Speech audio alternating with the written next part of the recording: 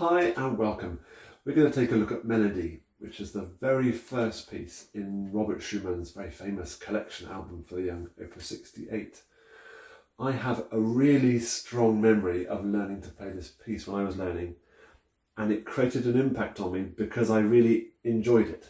Basically, it's one of those pieces that sucked me in to the world of music, to the world of Schumann, but to the world of music more generally, and to the world of the piano. I got the piece and I loved learning it. So I hope you feel the same too. The piece is on the ABRSM Grade 1 syllabus at the minute. It'll be on lots of exam syllabuses. And this video is made for Sabrina. Good luck with learning this piece, Sabrina. We are going to look at it hands separately, and then we'll stitch them back together and play nice and slowly. We've clearly got a melody here and an accompaniment line here in that middle register of the piano. Shall we start with the right hand? 1, 2, 3, 4.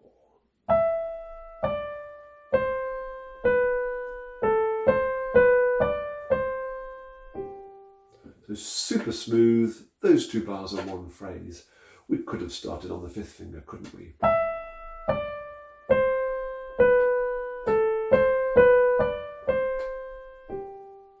And more on that subject in a moment.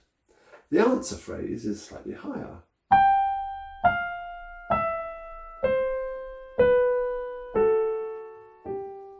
It's just a descending line, isn't it? Almost a scale.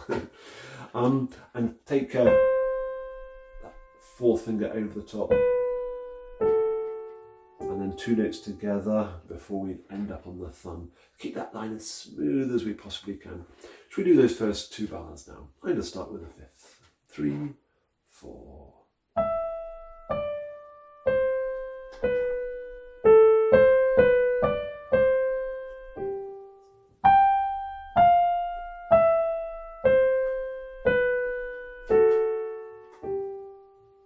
And then we've got some phrases. And that little wedge thing over the note, I take that to mean a bit of an accent.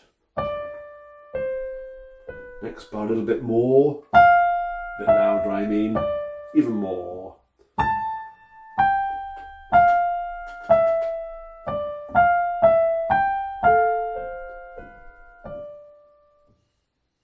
Now those two bars, let's have a little look.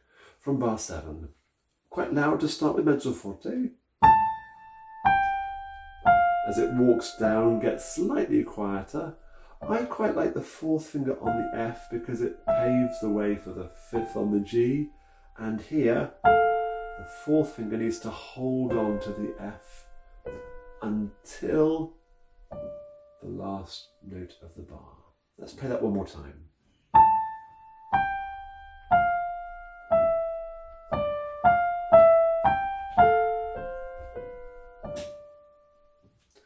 In the ABRSM edition, and many editions have this idea of swapping the fingering. For me, I don't think it's necessary, but perhaps your hand is uncomfortable doing that. So the suggestion in the edition that I have is this.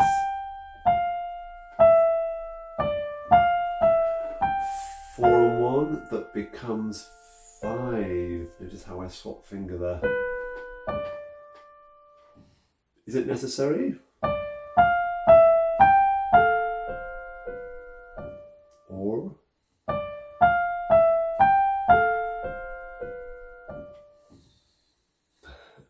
And that leads us into, so if you did fifth finger at the start, because bar number 9 is the same as the start, isn't it, pretty much? I would suggest trying to get the fifth finger at the top there as well. If you did fourth finger at the start, use fourth finger there, so that it makes sense. Bar 11, here I think we do need to do that cheeky swap. And why? It's to create these smooth legato lines. Bar 11 again.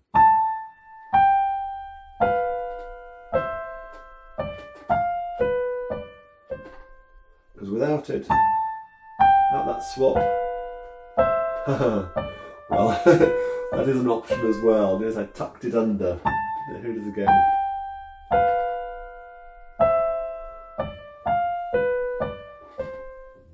But I think I prefer to keep the hand really more relaxed by doing that swap. And the rest of the piece is the same. We've already done it. From bar 13 to the end is exactly the same as from bar 5. Shall we have a look at left hand? We can see it by the music, it's just a flow of quavers just whirling like a wheel of accompaniment. Let's have a read through. First 4 bars is again 2 phrases, 2 smooth lines. 2, 3, 4.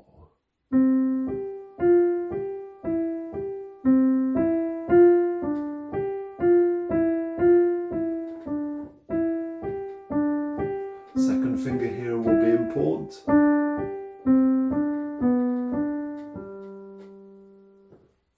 Will be important in order to have the right fingers, have enough fingers to play the end of that phrase. Shall I try from bar 3? Second finger. Let's carry on. A bit more. Even more. Walking down. Let's keep going. We know this. It's the same as the beginning. Different.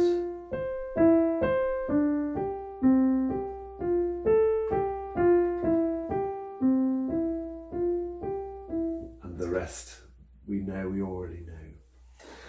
And that sort of whirling wheel of accompaniment is tricky because it really is an exercise for all our 5 fingers of our left hand whilst this tune goes over the top. Should we put them together and see what happens? So again, I'm taking a nice steady pace, andantino, andante, so walking pace. So a nice steady walking pace. For now, 1, 2, 3, 4.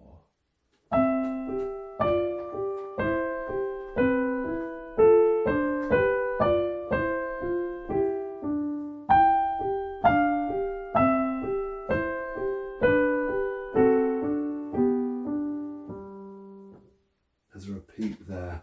I think the piece makes better sense with that repeat, but for an exam, get it out. And we're going to carry on.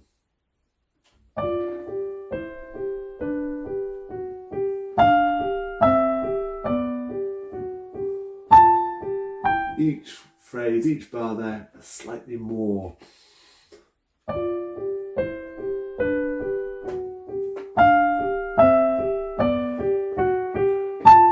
Sense of arriving.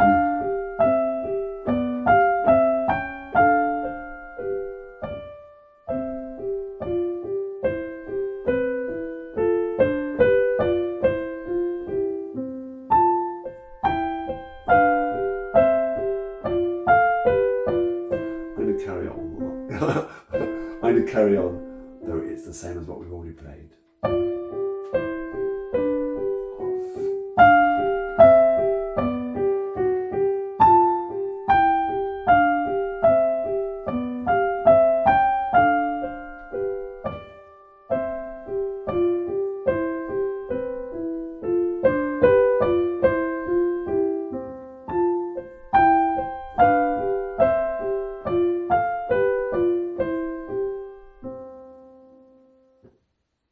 It ends with one solitary C on a tonic note in a key.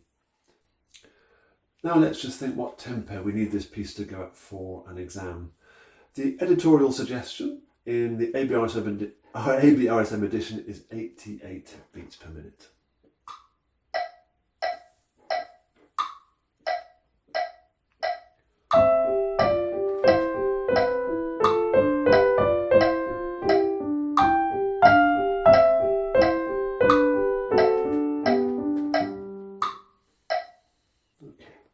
So now let me run it right the way through.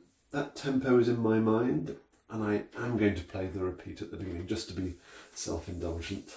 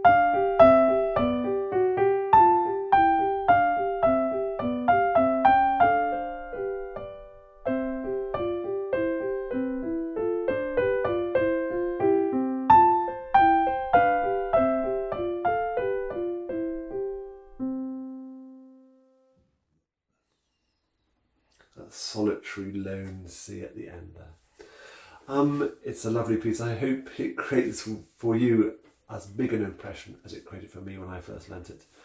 If you have any questions on this piece, don't hesitate, please, to get in touch. Take care. Bye-bye for now.